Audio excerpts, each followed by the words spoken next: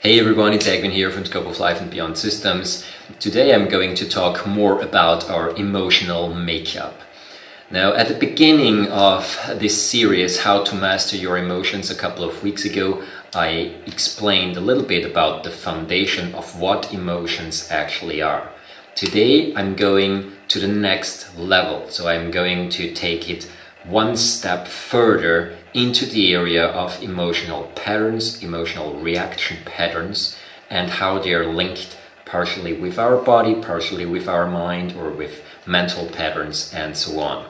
So I'm trying to keep it brief, but still this is one of the next steps that we need to understand in order then to eventually be able to actually deal and master emotions really in a profound way.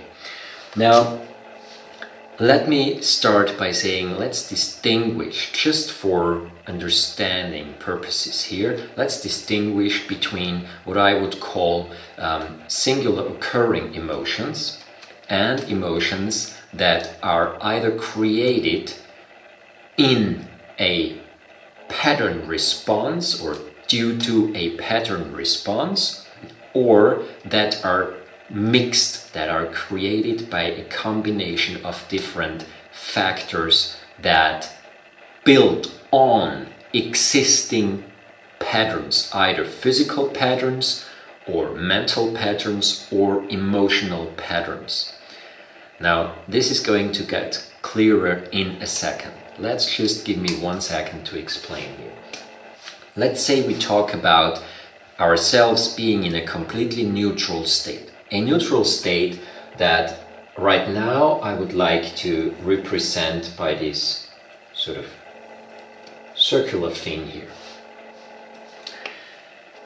This is ourselves, including our body, our mind, and our emotions, in a state that is completely neutral and free, meaning there is no emotional trauma, there are no pre-existing restrictive patterns that we either learned from parents, from our society or something like that, that told us what emotions are good, what emotions are bad, what emotions are allowed, and so on. So this is a completely neutral state. All right, now the next thing that happens is we perceive an emotion in this state. And this emotion, right now I'm only representing it with this red wave-like pattern here. An emotion occurs, doesn't matter what's the reason. Maybe we fall in love, maybe we see a person who is sad and we react to it, maybe we get angry for whatever reason. This is just a representation of an emotional pattern or an emotional response. Alright, now if this occurs, as mentioned in the last video, parts of our system react to it. The pulsational aspects in our body change, the biochemistry as a second and third stage starts to change, and eventually our brain catches on and also puts another input in. So the brain delivers thoughts that wrap around that emotional situation. The intercommunication, the cellular intercommunication also changes, and so on. All the things that we've discussed in the last video. The funny thing here is, whenever this emotion is over, we can literally just simply delete it. If we are talking about the neutral state, which we are at the moment. Now, another emotion emerges, maybe right after or whatever. Another emotion that we can detect emerges. This other emotion has a completely different pattern. I know this looks like an Easter egg, doesn't have to do anything with Easter right now, but still. Another emotion emerges, another pulsational pattern emerges. My point here being, whenever we leave that situation where we feel that emotion, talking about a neutral state, once again, it's possible to simply let that emotion go, and sort of we are flipping back into our neutral state that can be activated, and that can be motivated to move and to pulsate in a great number of different ways. Now the question is, what happens if we are not in a neutral state? But what happens if, say, we look like this?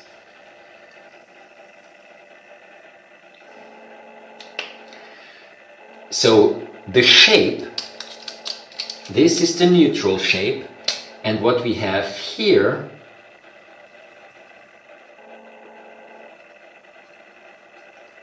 are the black things. The black things are simply pre-existing limitations. One of them might be a social norm, something that you were taught by your parents, by your surroundings, that it's okay or not okay to display anger or fear or sadness or joy or love in public or not, and so on. Another one of those black balls here might be something like an internal tension that was created by a very strong emotional impulse in your past. We can also call that a trauma. So, for instance, you had a very terrible loss, and whatever happened, that literally got stuck with you. You weren't able, like in the neutral state, to completely let go of that emotion, but it was such a strong impulse that it literally changed the physical makeup of your body. It got permanently written in the physical manifest memory of the body. Now, when that happens, then we have tensional patterns inside of ourselves, of our body. Tensional patterns in the mind manifest a little bit different. Tensional patterns in the mind, they manifest literally as thought patterns, as a mental process, like a program, like a computer program that repeats itself over and over again. And those programs, they are often linked to physical tension. And physical tension quite often obviously is linked to emotions, because whatever restricts our ability to free pulsation, to free change between tension and relaxation, intercommunication, more, less, more energy, less energy, and so on, whatever restricts that is a permanent tensional pattern, and more often than not they are also linked to a mental aspect, to a thought pattern, to the memory, the mental memory of what happened back then, and so on.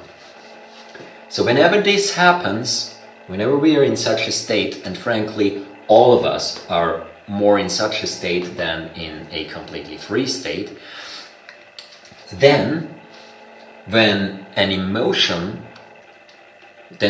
we are confronted with an emotion, say, let's take the same pattern than before again. When we have this red emotional pattern again, then what can happen, not necessarily, but what can happen, that depends on the emotional mixture. We might be able, after that situation where we felt that emotion is over, that we can sort of let go or delete part of it, but not everything of it, because in this area we are kind of stuck. We are stuck in our ability to completely let go, and that emotion resonates with what's going on in this special tensional pattern in our body. So far so good. That's still very logical. Now let me explain something that's much more interesting here. When we talk about a singular emotion that triggers us or that we are confronted with, anger, fear, love, joy, happiness. All right, that's easy. Interesting is where it starts here. That's our baseline. And then say we had a very strong emotional thing happening to us that we weren't able to completely let go. And that strong emotional thing that was happening to us was this one here. This red thing here. Let's say this was the experience of a loss, for instance, yeah? Or the experience of a very aggressive interaction with someone else. Doesn't really matter what it is, just something that we weren't able to completely let go. Now, if this is a tensional pattern that we weren't able to let go in that very second that the situation was over, then part of that stays behind as a remnant, as a tensional remnant, as an energetic imprint, as well as a physical imprint and a physical cellular memory that also is linked to the memory in our mind of that very specific situation. And as always, our analytic mind also connects it a little bit further. Our analytic mind goes as far as to say, all right, in this situation, some other parameters were present. And whenever one of those parameters is touched, we go in alert mode because it might lead us to a similar situation. I don't want to go too deep into mental patterns right now, so let's stick with this. What happens the next time we are in a similar situation, and frankly, most situations that we are in life, they have similar situations coming somewhere in the future. So most of the things that we experience, they somehow have similarities with things that we have already experienced once we reach a certain age. Now, whenever that happens, then a similar situation occurs and we have a tensional pattern in the body, a pre-existing tensional pattern in the body already. Which means that the next situation that is similar, we might be able to let it go in most parts of our body, in most parts of our emotional field, body, however you want to call that. But in that specific area where we have this pre-existing tension of that trauma, we can't let go of the new situation either, even if that situation is way less intense than the original trauma. Now, this can happen over and over and over and over again. So basically, what can happen here is that one emotional effect that we had somewhere in our past resonates with emotional experiences in our present, or resonates with other emotional aspects that we experience throughout our lives. And that creates literally an onion layer type of memory stack that is, if it's intense things, literally stored physically in our body and also in our minds. Plus, obviously, in our emotions. The fun thing here is, if this was a loss situation, so there was a lot of grief here, this red aspect, there was a lot of grief and something like that. Now, whenever we come into a situation where, however minute, there is a resonance with that grief situation, this whole stack of onion sheaths gets literally reactivated. But the funny thing is, not necessarily in the way that it expresses itself in the current situation as grief. So the original situation might have been grief, and the stack on top of it might be related with grief. But when we arrive in a situation in our life that triggers something that has remotely to do with this, there might be a protection layer that literally creates an emotional response because of this, that on the other hand, if you look at the emotion that is displayed, has nothing to do with it. So there might be a protection layer that you create out of your compensational mechanisms. And this protection layer might be something like, this could be depression, this could be anger, this could be a lot of different things. So when you are in a situation and you experience a certain type of emotion that you feel really stirs up something old in you, the most important question you can ask yourself is the emotional response that you have in this new situation towards, say, another person who triggers this emotional response, is that emotional response towards this person or this situation, this new situation, also the original emotion, the original hurt, the original trauma, or is it a coping mechanism, a mechanism that sort of tries to protect you from stumping into the original emotion? And that is very important to understand for yourself, and it's very important to understand for every person, literally, that you are in contact with.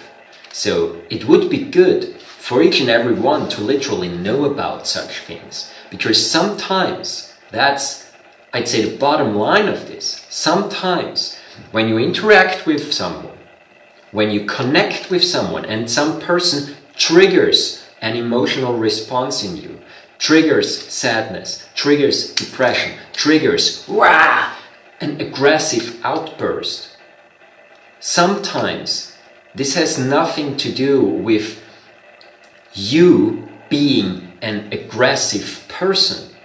Sometimes, however, this has to do with you automatically protecting yourself internally, because you realize that something, subconsciously realize that someone pokes a needle in an existing trauma. And to understand this literally gives you a lot of opportunity, a lot of possibility to look at people's responses differently, to not take them that personally, and also to make sure to understand that just because a person reacts in a depressed or angry way towards something that you said doesn't necessarily mean that they are really just this angry or completely depressed person in general, or that they mean that in any offensive way back at you. And that's really important to grasp. It's important to see that there might be a lot of different layers behind the emotions that someone else displays towards you. If you are on the receiving end, so if you are the person that gets triggered, again, you should ideally literally check it out for yourself. Okay, why did I react depressed, aggressive, sad, or however to that specific situation or to what that other person said? Did it trigger something in me that was just not quite ripe yet to be completely resolved?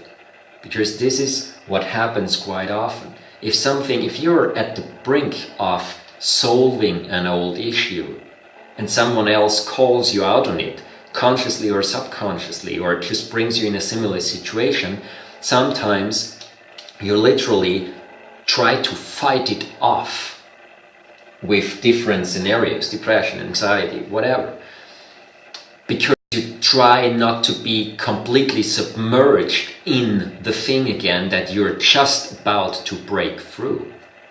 So basically, what I want to tell you with this whole quite long explanation right now is that emotional responses are multi-layer responses in most of the cases. And to judge a person by that response is, in a regular sense, not a good idea. If you know that person really well, alright, then maybe sit down with them and talk. If this person is you and you realize that about yourself, awesome. This just gave you another very important information that you can use later on, we'll come to that, to actually resolve emotional issues, to actually resolve old stored trauma. And that's the fun thing. This scheme doesn't just go for emotional responses. Sometimes you are running on a mental program, on an old mental program, something where you reacted, you acted in a way that was not good, that was not appropriate or whatever, or that was not efficient. And that very second you are trying to change that, but someone calls you out on it, it might trigger this protection response. It might trigger this almost denial type aggression or complete resection and taking yourself back, taking yourself out of the game, and so on. So this is really important to think about in order to understand other people and in order to understand yourself. Alright, I think I talked enough for today. I hope this concept is clear. It's not that difficult to understand. I hope I didn't make it too difficult. If you have any questions, leave them in the comment box below. And in the next videos, we'll go more and more into the actual methods that we can use in order to resolve emotional patterns and emotions, in order to change emotions. But we'll start with the easy things. We'll start with, how can I change an emotion when it is here, like a singular emotion, like I explained before, starting with the idea of I'm in a neutral space and the only thing I have to do is simply to sort of find a way back into my neutrality. And then we'll discuss in the second stage, we'll discuss how to actually resolve more complex patterns like that. Because eventually, when we talk about the body, it's really about resolving all those tensional patterns in the body that have to do with stored emotional traumata. And when I say trauma, I don't necessarily mean something that requires a psychotherapist to be resolved. Like, those are microtraumatic experiences, and we all have them. Like, literally each and every one of us has them. And that's nothing bad. That's just part of life. And each and every one also has the ability and the capability to deal with those things and to literally resolve them properly and to get back into that neutral state. Of that, I'm certain. Alright, so if you have any more questions, leave them in the comment box below. Make sure to follow and subscribe in order to get updates on the emotional resolving methods, or this masterclass, or this how to master your emotion series right now. And don't be alarmed, at the moment I'm also posting about like body centering and basic movement patterns, and I sort of switch between posting about the emotions and posting about how to stabilize movement and how to use developmental movement to stabilize posture and movement. So don't be alarmed. Make sure to subscribe. See you around soon. Thank you for watching and have a wonderful evening. Bye.